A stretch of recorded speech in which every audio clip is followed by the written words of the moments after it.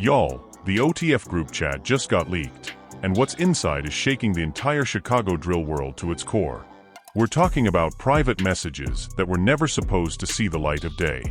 And buried deep in that chat, what fans are calling King Von's last real message. The one that supposedly names who really set him up the night he was killed in Atlanta. This ain't no regular leak. This is the kind of drop that has old heads saying, "I told y'all something wasn't right," while the younger generation is losing their minds trying to decode every line. Names are being thrown around. Loyalty is being questioned. And the silence from certain people who used to scream OTF, the loudest, is speaking louder than any caption ever could. From cryptic screenshots to deleted messages, from family members going quiet to old affiliates suddenly speaking in codes, the streets are on fire right now. Some say this chat proves Von knew something was off long before that night in Atlanta. Others swear it's fabricated drama designed to tear the family apart from the inside. But one thing nobody can deny: the messages are out there. And once you read what Von allegedly left behind, you won't look at the people around him the same way ever again. Buckle up. This one cuts deep. The moment those screenshots started circulating, the internet did what it always does. It exploded. Within hours, private OTF group chats that were supposed to stay locked behind closed doors were being screenshotted, reposted, stitched on TikTok, and broken down frame by frame on every major reaction channel. At the center of it all was one particular string of messages that fans immediately latched onto. The texts were rough, filled with the usual slang and shorthand that only people from that circle would fully understand. But the meaning? Crystal clear to anyone who has followed this story since November 2020.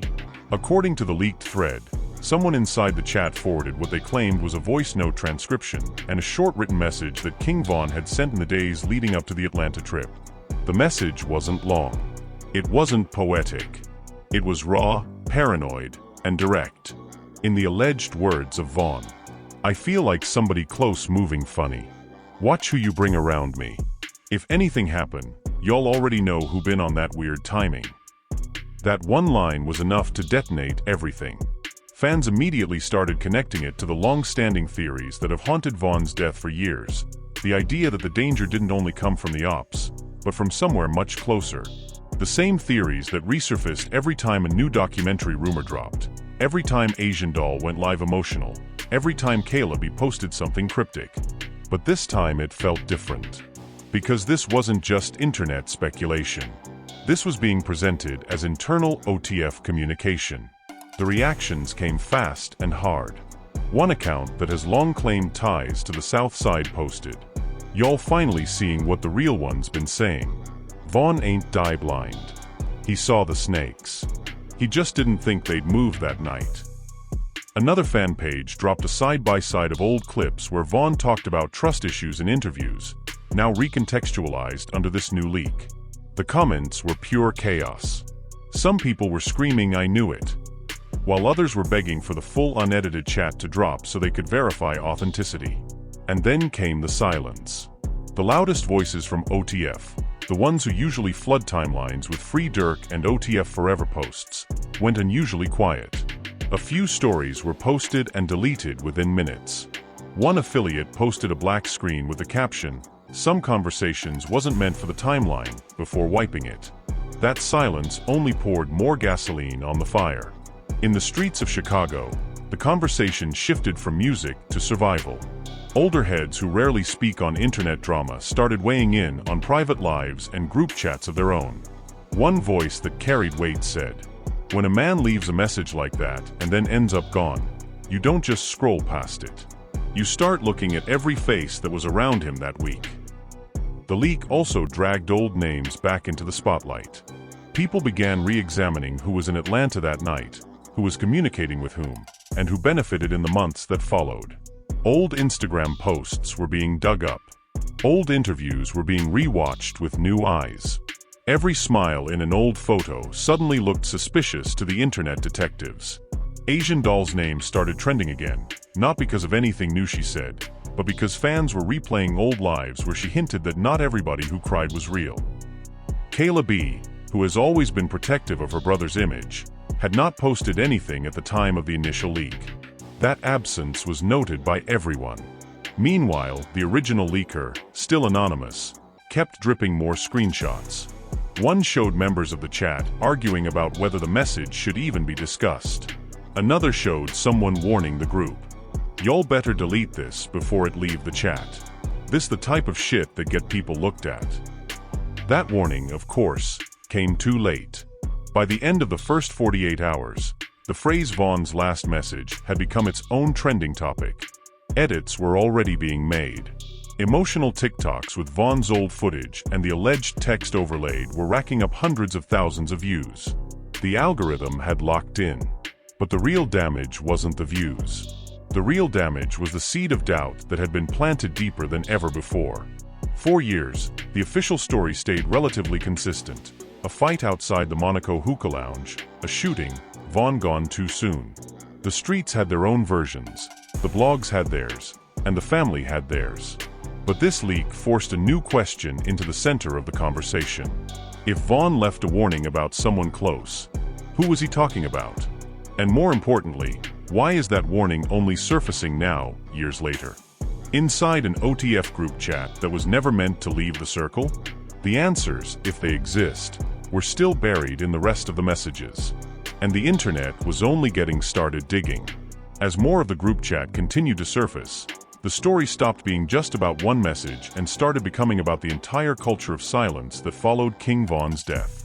The additional screenshots showed members of the chat going back and forth for hours. Some were dismissive, calling the old message just Vaughn being Vaughn paranoid, always thinking 10 steps ahead, always questioning loyalty. Others treated it like a ghost had walked into the room. One particular reply stood out because of how cold it was. He said what he said.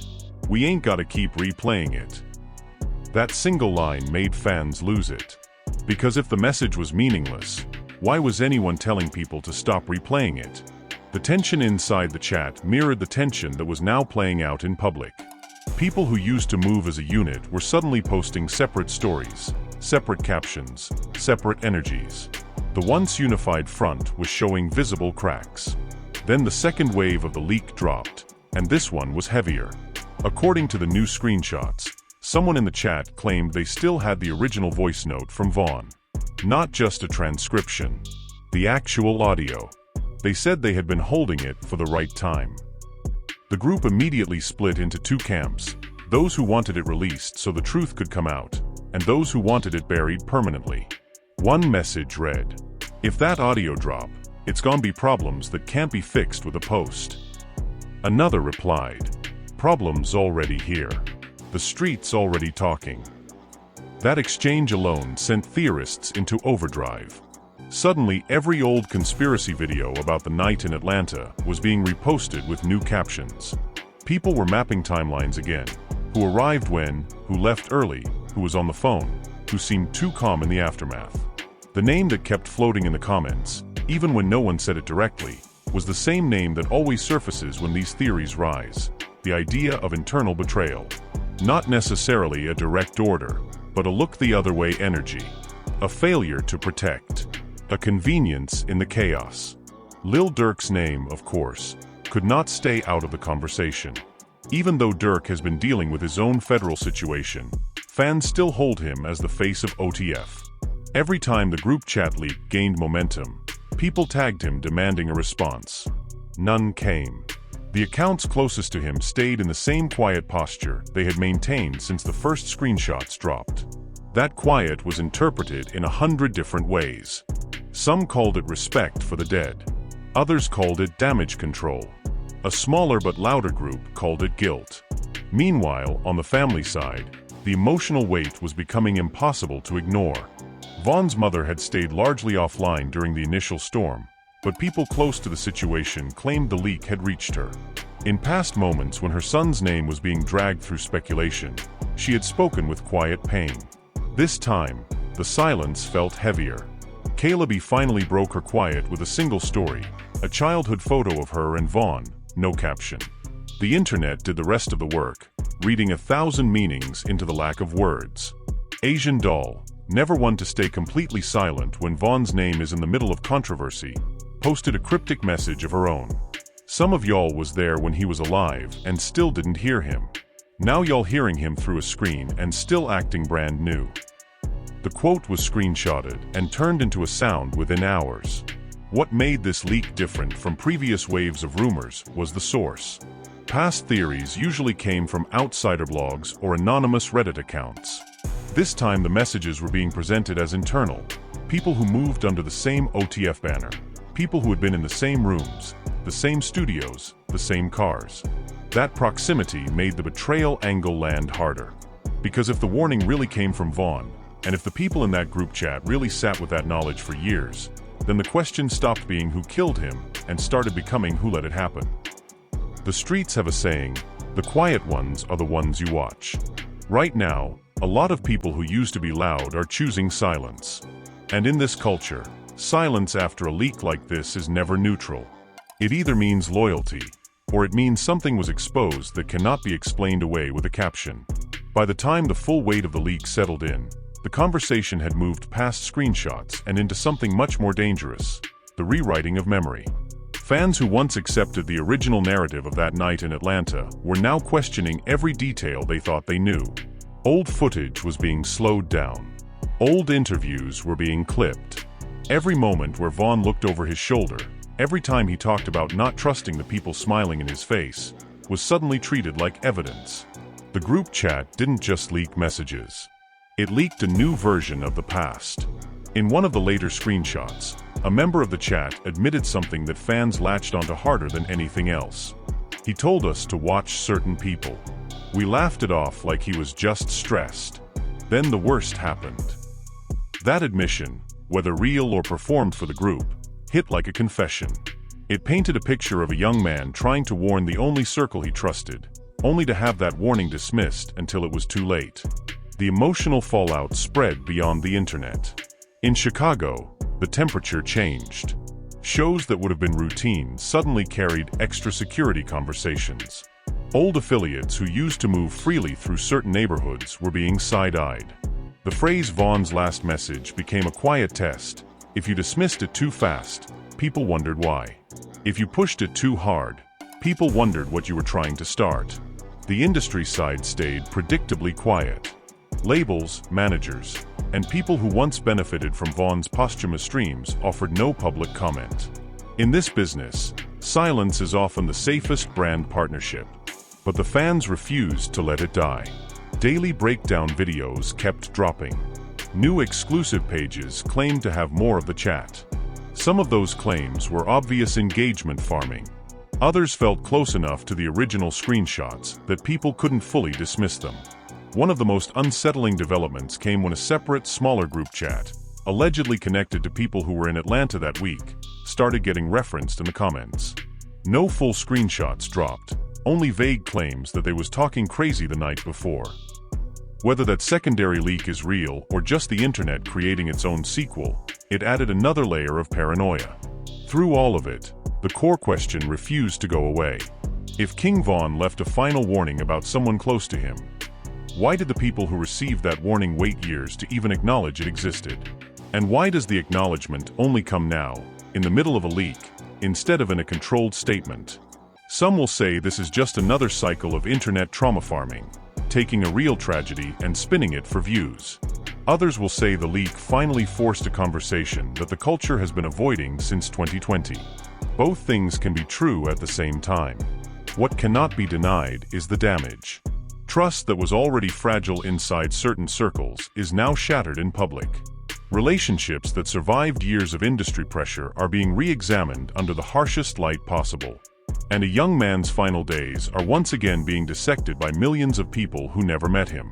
In the end, the group chat may never be fully verified. The voice note may never surface. The names may stay coded. But the feeling the leak created is already permanent. King Vaughn has been gone for years, yet his name still has the power to rearrange loyalties, expose silences, and force people to choose a side. That power doesn't come from streams or posthumous albums. It comes from the unresolved questions that still sit in the center of his story. And right now, those questions are louder than they have been in a long time. Now I need to hear from y'all. Do you believe this OTF group chat leak is real? Or is it just another wave of internet chaos designed to keep Vaughn's name trending? If the message is authentic, who do you think he was really talking about? And should leaks like this ever see the light of day? Or do they only create more pain for the people left behind? Drop your thoughts below. No filter. Like the video, subscribe, and turn on post notifications, because if more of this chat drops, you already know we're covering every second of it. This story is far from over.